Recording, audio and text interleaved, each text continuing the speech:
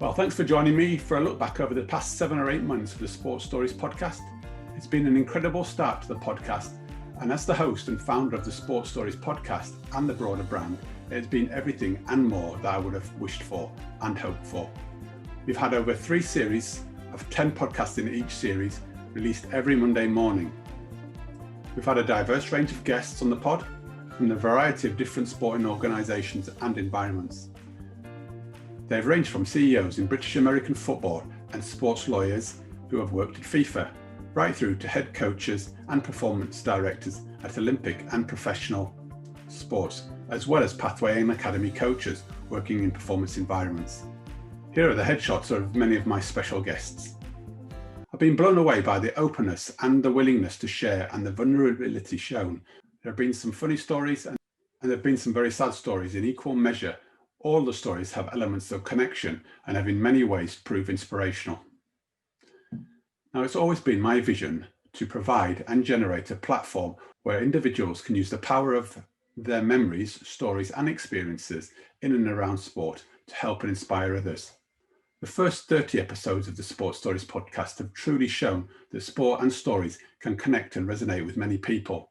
This is based on some of the feedback that I've received. It's been an incredible series. We've had 30 plus book recommendations from the likes of Bill Walsh, where the book that he wrote, which I think is one of my favorites in terms of the results will look after themselves. There's also books by Simon Sinek. There are also Bill Bezic, Nancy Klein, Ryan Halliday, Where the Ego is the Enemy. There's loads of really good things to have a look at. We've also got success quotes and powerful sayings, all of our great guests. We've had tips on how to mentally prepare and physically prepare yourself.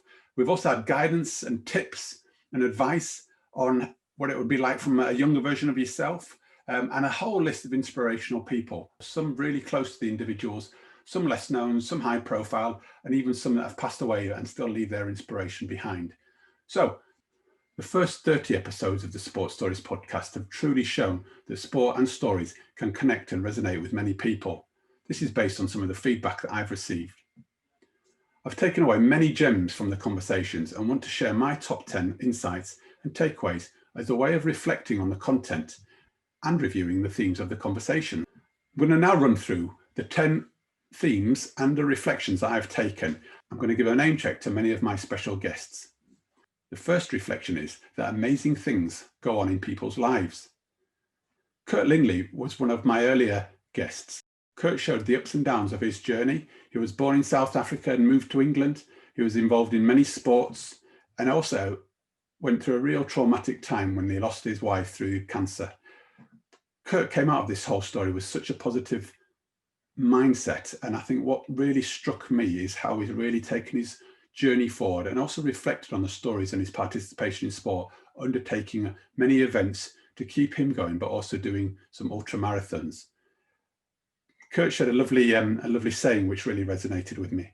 If you change the way you look at things, then things you look at change. So it really again resonated with me, the fact that actually looking at the environment, being conscious of the mindset that you have, and also that change can be a good thing.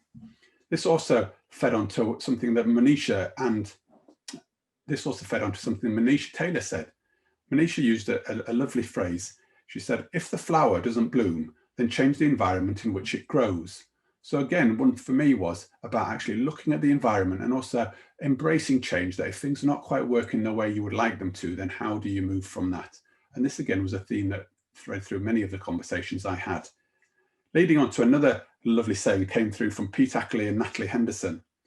If you always do what you've always done, then you'll always get what you've always got. And again, I think they used that really concretely to really help them change and adapt to try and increase their performance, but both enjoy what they do as well as be successful. Leads me on to my second theme. The second theme was around parents. It was amazing the amount of people that referred back to the parents and their grandparents and even uncles and members of their family in terms of how they've been such a massive influence. My reflections have also really been strongly, and I'm a little bit biased here because I go back to recognizing that the journey that we've been through has really influenced who we are.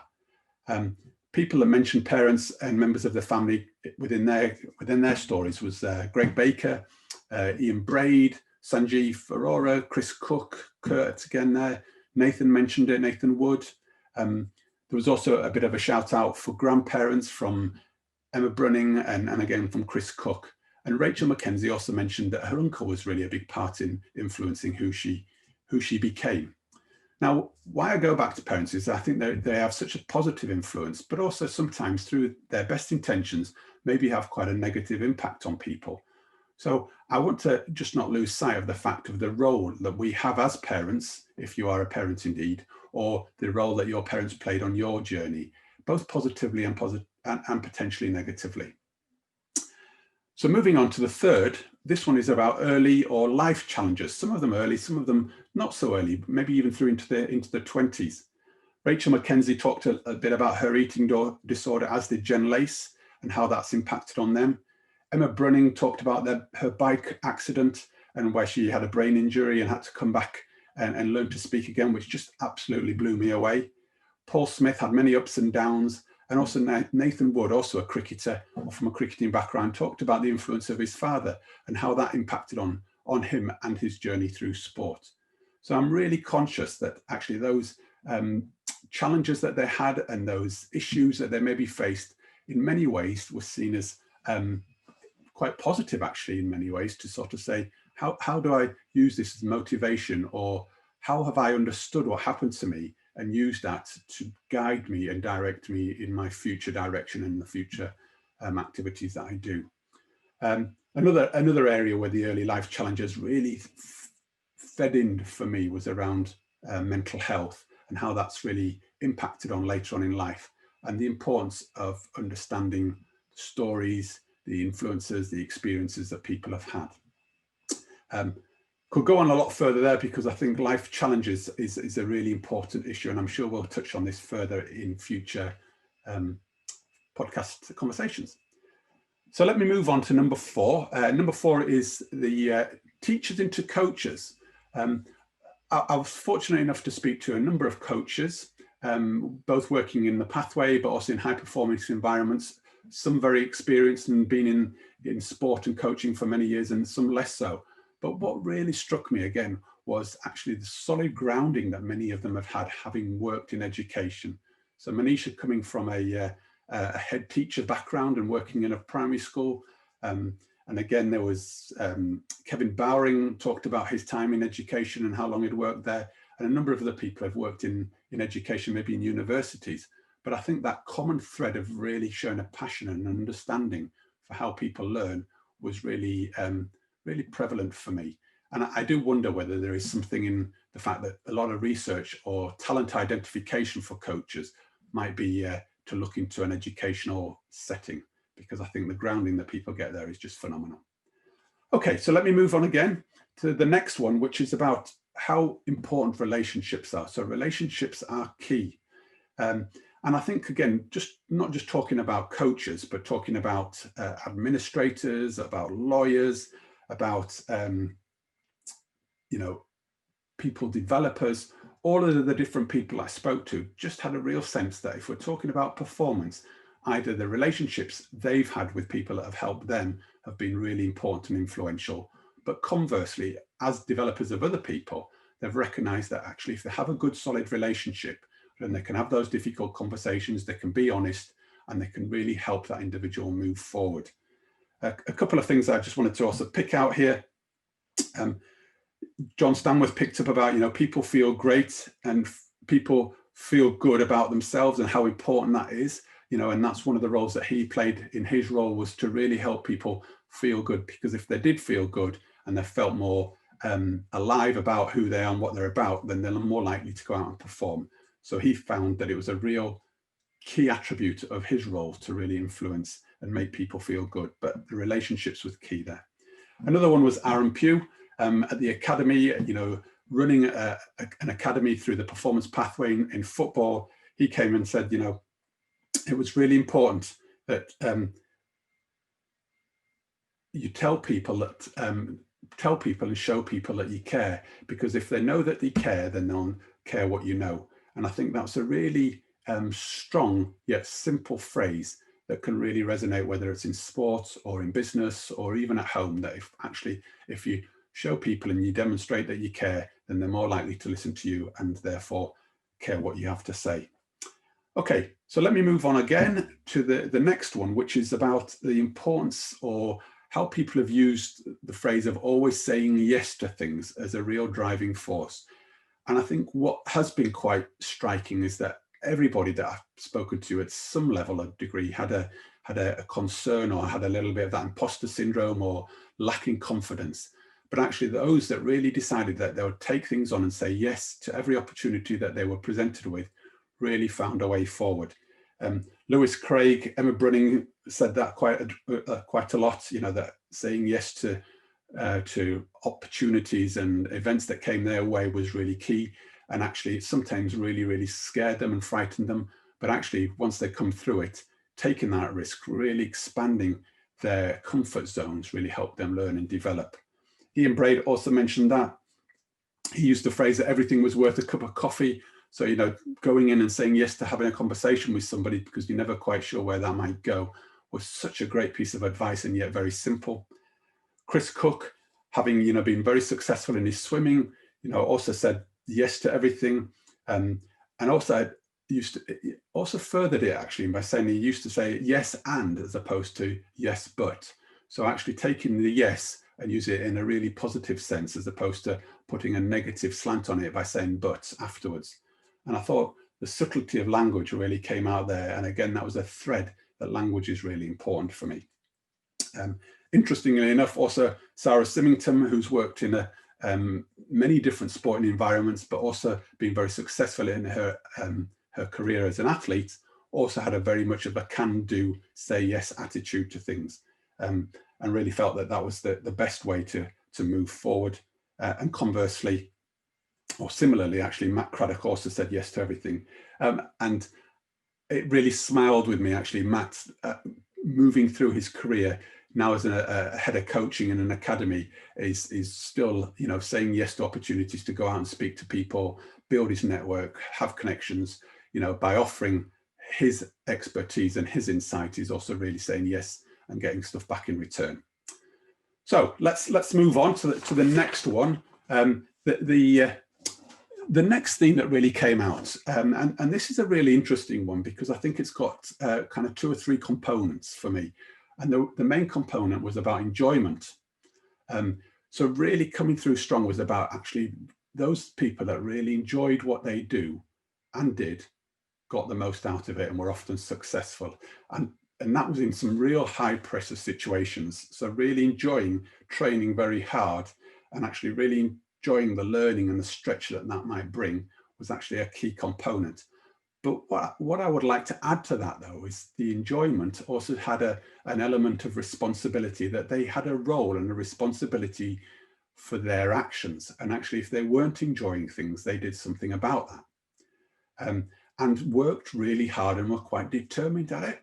And I think that's a great attribute of sports performers, to really go for it, enjoy what you do, search that out, but actually work damn hard, really commit to it, and recognize if things are not going quite their way, then they have a choice and responsibility in that. Now, a couple of people that really resonated that for me and brought that to life. Bob Reeves talked a lot about that, about the fun and enjoyment. And, you know, he's had a long career working in both education, but also as the president of the RFU, and really made me consider and think about the fact of the power of enjoyment. Another high profile within the sporting world, particularly cricket, was Jason Gillespie. And having worked and known Jason for quite some time, really recognized that actually very simply, fun and enjoyment is a key attribute and value which drives a lot of his work forward, both for himself, but for the teams that he develops and the cultures that he develops, and makes a very strong connection between enjoyment and fun, but also hard work, determination and perseverance. And taking personal responsibility is a key ingredient for success. Jason talks a little bit about leaving no stone unturned, and I think that's a lovely way of epitomizing that you can enjoy things, but actually taking responsibility, putting that last effort in is really important and really key to moving things forward.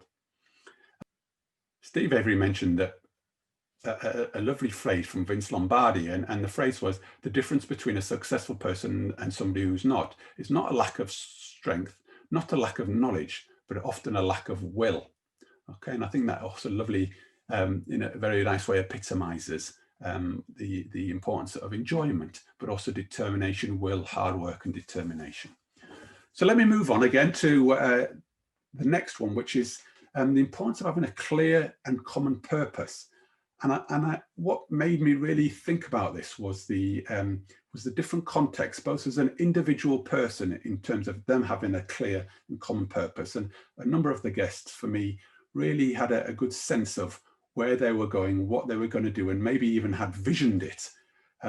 If you remember back to Jason Gillespie talking a little bit about the fact he shared a vision very early on in his career about the fact he was going to play for Australia and be a successful cricketer. Some people laughed at him at the time, but there was a clear and common direction and purpose to what he was doing. Furthermore, Sarah Symington, Chris Cook, Aaron Pugh also talked about a clear and common person and common purpose, and how that really impacted on their direction and what they do, both as individuals. But I think the flip side of that is also in the teams and the environments in which they have been successful and navigated through in sport. And I think for me, it's really important not to lose sight of the impact we have and the contribution we have to teams and environments, as well as what that means for ourselves in terms of our own clear and common purpose. Moving on and coming towards the end of my reflections, but I've got a couple more to just share with you. Life is not linear, and I think what's been so brilliant about all of the conversations is the fact that the stories have often meandered all over the place. And, I think we know as ourselves, if we look back at our lives and our careers, that they haven't always gone in a straight line. They've sometimes hit many bumps, they've gone around different corners, and we've hit many sort of obstacles or challenges along the way. And it might sound like that's quite a simplistic kind of statement, and it just makes common sense. But I think really recognizing that wherever we go next, looking forward, taking a really positive view, is actually that, there might still take some weaves and corners and obstacles to challenge us. And I think it's really important to enjoy the journey and the process towards our outcome. Yes, maybe have a sense of where we're going, but recognize that it's going to go in many different directions to get there. And a couple of the stories, conversations that we had that really resonate with me. Sarah Symington, starting off in the police force and all of the attributes and skills and experiences she gained there, and how she took that into her career, both as an athlete, but also then into her job as a performance director in a number of different sports. Swapped and changed quite a lot. We've also got, Kevin Bowring, how he talked a lot about actually about the idea that, how we're looking for perfection, but actually we're living in an imperfect world, and therefore recognizing that perfection might be a very straight, linear, organized way. And actually we're in an imperfect world where, things are going to crop up which were unexpected, and how do we navigate through that? And actually those that have survived and thrived, I dare say, of those who've probably navigated that, the confusion and the complexity of their direction the very best.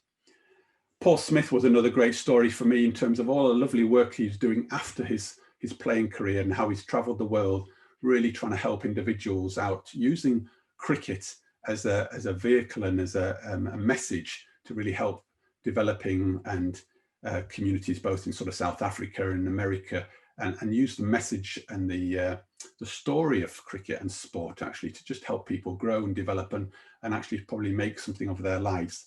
And I'm not sure Paul probably recognized that that's where he was going to be when he was starting off in his cricket journey, but he's actually making such a valuable contribution in so many ways, but also, really sharing his story in terms of some of the highs and lows that he's had, and actually some of the real difficulties and problems that he's ever had to overcome in terms of his mental health and well-being. But some really great stories there. Life is not linear. The concept of that really struck me, I guess, from the idea that, when I asked all of my guests the idea of, what advice might you give to yourself a teenage version of yourself, and they all came up with some real nuggets of things that they wish they'd have known or might have done differently. So I think just recognizing that actually looking back, we can take some real gems, but I think where we are now, by looking back, we can really use that content and those experiences and that insight to really help and guide us moving forward, irrespective of what age you are. You know, even if you're in your early 20s, I think there is some real positivity which we can take from looking back, exploring, making sense of our world and moving forward with it. Okay, so I'm going to move on to my last one. And my last reflection probably encompasses all of the stories and all of the conversations I've had.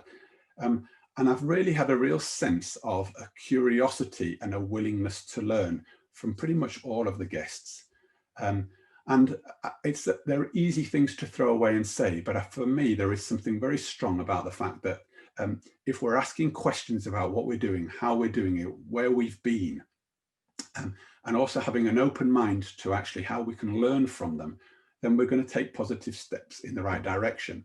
And I think what the sports stories I've heard have really made me think about is that in the early days, many people maybe weren't as curious to learn, but as they've grown through and recognized they want to perform and lead a more fulfilling and happier life, then they've been more open to the learning and asked themselves questions and explored it in different parts.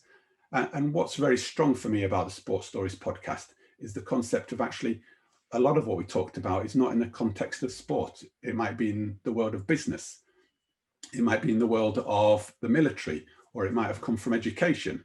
But I think there's lots of areas that we can all learn from and take them into our context and connect back to our world, our environment, and our current sort of existence. Some of the stories which really resonated with me in terms of being showing that real curiosity and learning. Mark Bennett really made me think, you know, he showed quite a lot of vulnerability about his journey, having been in the military, but actually taking a lot of that forward into his world now, also really challenging the people he works with and also himself, you know, being curious, asking questions with the intention of really trying to help both himself and others. Paul Smith, who I've talked about before a little bit, you know, in terms of some of the ups and downs that he's had, but he's now not only being curious about what his world has been like, but also what he can offer going forward and the environments he's going into. Colin Wilson, for me, Colin's worked in so many different environments, from, you know, large corporate organizations in business, having been a table tennis player. He's now bringing back into working as a consultant, a people developer. Colin, for me, is somebody that's constantly questioning. He does it to me. He questions everything, but with a real curiosity and an intent to try and help and add value and improve. And I know that he's one of those people that also takes his own medicine and actually really wants to try and explore and learn for himself. This wouldn't surprise you when I said that Bob Reeves also made me really consider about the aspect of learning, given that Bob's worked in education for so many years, but also taken that through into the sporting world and helped coaches and organizations to really develop. And I think Bob's another one that epitomizes the idea of constantly learning. And I know Bob's doing a lot of work now around leadership and helping leaders in organizations consider what they do, how they do it, and learn, again, similar to the Sports Stories podcasts, from the idea of what's going on in sport and what principles can we take. Lewis Craig, another one. Lewis, for me, was just great because, you know, he was working in an academy. There's lots of changes in the sporting world. But what I get from Lewis is always building his network, recognizing that idea of I need to speak to the right people, have the right people around me, and I can learn from them. And I just look at Lewis and I really felt that he's kind of sponge-like in terms of wanting to pick things up. And I just wonder what you could take from that in terms of your learning as well. So bringing this all to a close, actually, and I'm just really thinking, you know, there's lots of threads between the various reflections that I've taken. There are so many more, and I would just love you to sit down, take a pen, and consider, you know, from the podcast that you've listened to, what's really resonated with you. But the one thing that's really heartens me, and given my background from living in South Africa and being brought up there during some difficult times, but really seeing the impact that sport can make on so many people's lives, I refer back to a quote that Kevin Bowring brought up, and it was, a quote from Nelson Mandela, and there were so many great quotes from Nelson Mandela and how he linked what was going on in society to sport. And he said, sport has the power to change the world.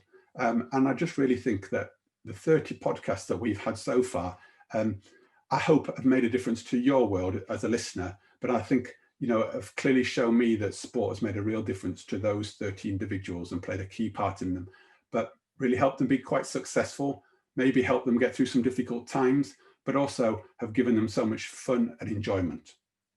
So I really do hope those reflections and my thoughts are useful. I've tried to be as honest and open as I can be. It's completely unedited. I just wanted to share a little bit of me, given that we've listened to 30 odd people here.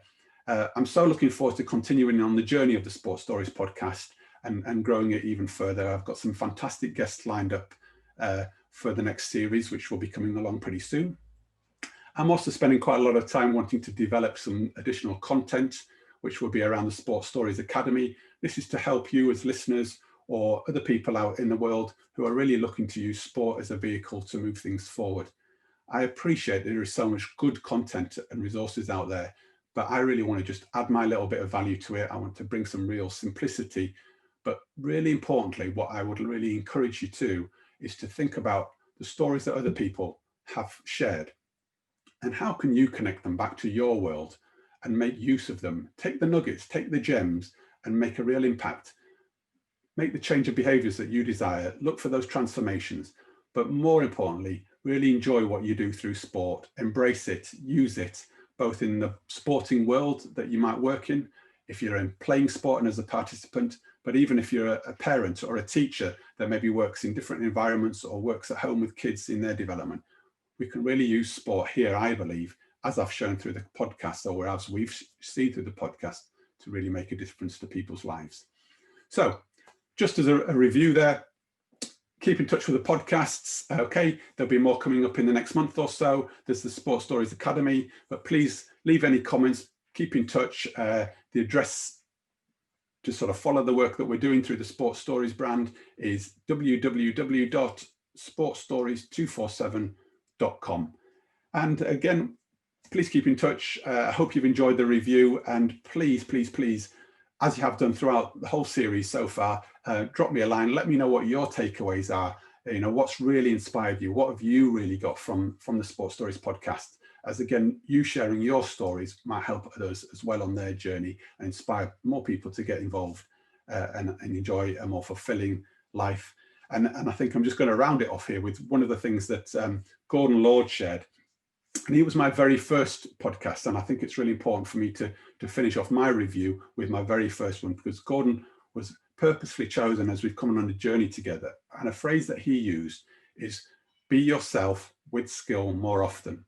Okay, and that just epitomizes what we're trying to help and support through the Sport Stories podcast, is for you to drive your development, be yourself with skill as often as you possibly can. So thanks for joining me on this, and I look forward to having you join me for the next Sport Stories podcast in series number 4. Thank you.